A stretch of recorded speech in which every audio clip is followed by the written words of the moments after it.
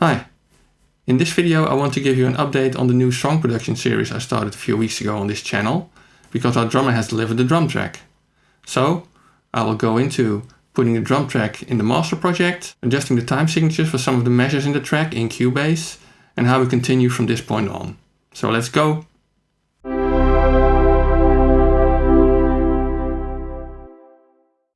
So welcome back to the sound production series, in which I show how I produce a new track with and for my band The Wash. This is the second episode in this series, and in the first episode I showed you how I prepared the master project for this series that the other guys from the band could use to do their recordings in. In this episode I will show you how I import the temporary drum track that our drummer provided into this project, and how I adjust some of the measures in Cubase, because we have a couple of odd meters in some of the measures. And after that I will tell you about how we're following up on this for the rest of the production. Now I just said that I'm going to import the temporary drum track of our drummer, which is because our drummer still wants to fine-tune his drum track once all the other tracks have been played. Because he's usually the first one who has to drop his track, and then he can't really adjust to what we have played. Although we've pretty much fleshed out the song during the rehearsals, there will still be small deviations, and he wants to be able to adjust his drum track a little to that. But the drum track you're hearing now, I would say it's about 95 to 99% what's going to end up on the final track. So let's see and hear what it looks like. So what you're looking at over here is the project that I created in the first episode of this series. I always call this the master project, and it basically has a recording of a rehearsal of this track, the way we intend to record it. So it has all the parts being played during the rehearsal, and it has a marker track, so you always know where the various parts of the song start and end. So this is the stereo WAV file that our drummer created. I will do a separate video about the whole drum production and how I deal with that when I get all multi-tracks from him. But for now, it's just a stereo track, so other people can start adding their parts to the song. So what I do, I just import it to a new track in Cubase. If all is well, he should have exported this from the very start of the project. So I want to copy the file to the project folder. The bit depth and sample rate is already correct. So go ahead. And then you can see here that Cubase added this as a stereo track. So if we take a short listen.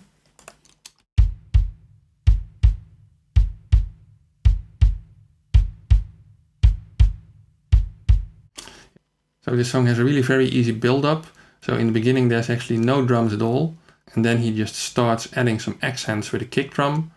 And then over here, from the bridge onwards, it's really taking off. So if you listen to this part with a reference track under it.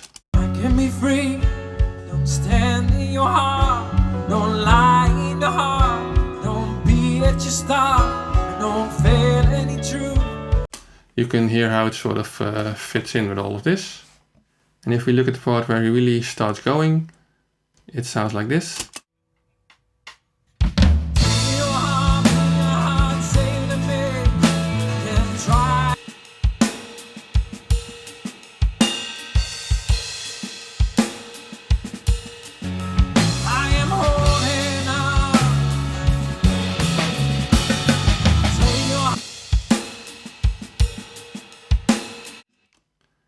Towards the end he gets even more busy.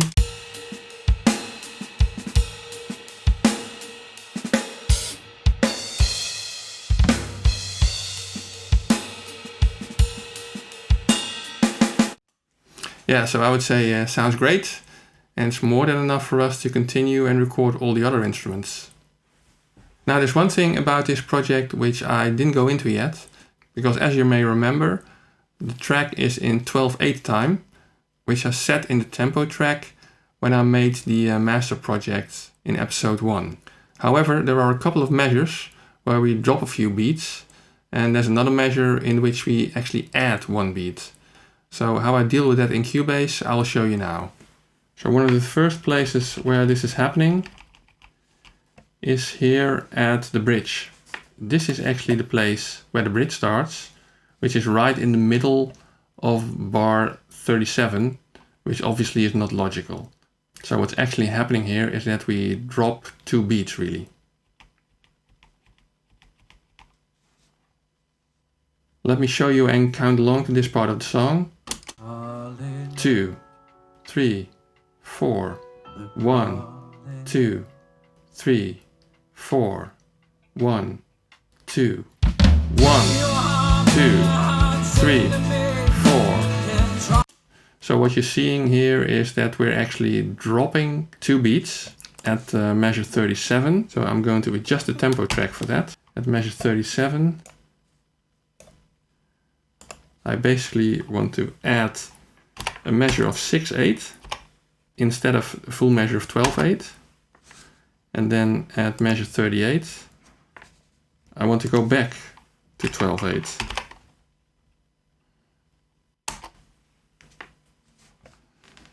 Let's see how that sounds. 2, 3, 4, 1, 2, 3, 4, 1, 2, 1, 2, 3, 4, 1. So obviously you can see that everything now lines up, and this is how we want it.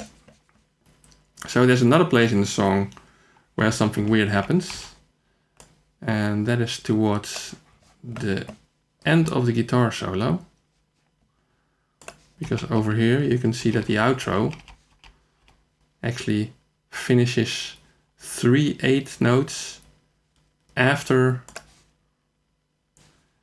So let's have a listen to what happens here.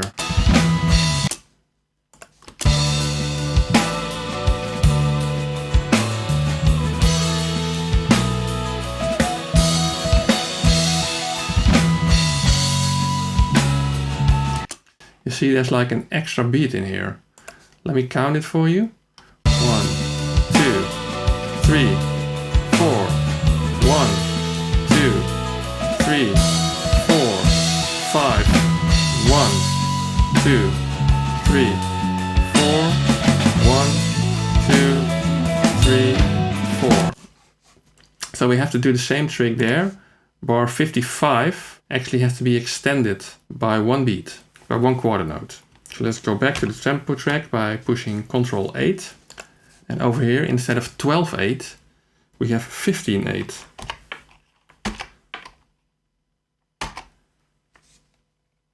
And then in measure 56, we're going back to 12/8.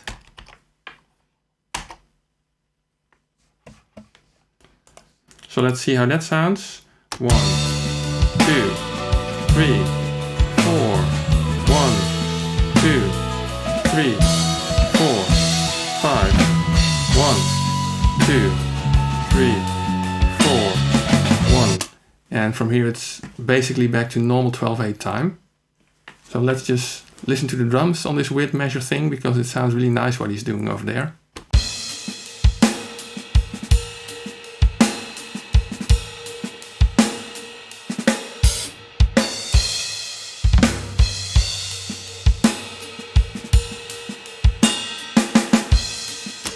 So just for a little twist in the song. So now that I've imported the drum track, I'm going to save this again into a new project, and I will send it on to the bass player and the keyboard player to add their part. And let's see who's going to be the first one to add his track. So the next video will either be about the bass part that Peter has played, and I'll show you and let you hear what he's done, or it will be the keyboard part that our keyboard player has added. So thanks again for watching. Please give it a thumbs up if you like this video, and subscribe and ring the little bell icon so you get notified when there's another video in this series. See you soon.